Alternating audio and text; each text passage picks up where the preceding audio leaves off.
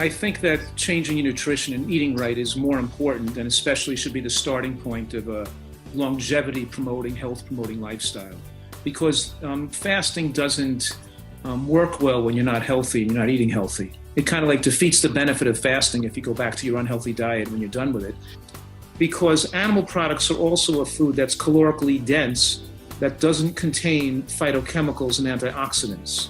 So the nutrient per calorie density of animal products and oils are relatively low compared to colorful plant foods. The point is that they showed that when you don't eat as frequently and when you have that window of not eating from finishing dinner earlier, let's say, your IGF-1 gets more favorable and your insulin runs lower.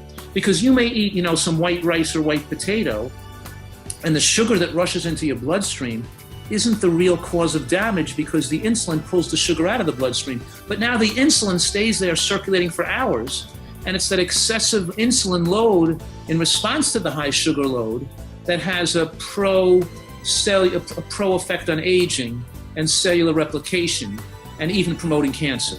So exposure to toxins in processed foods and fast foods, including the heating of oil. Because when you cook oil and you fry food in oil, it creates free radicals and rancidity in the oil, and it's multiple carcinogenics and mutagenic effects of the oil, and even teratogenic effects that can cause birth defects. Even working in a fast food restaurant and inhaling the fumes from foods that are cooked in oil can promote cancer in the person inhaling those fumes. Likewise, we have studies today where we follow people on diets high in animal protein versus low in animal protein.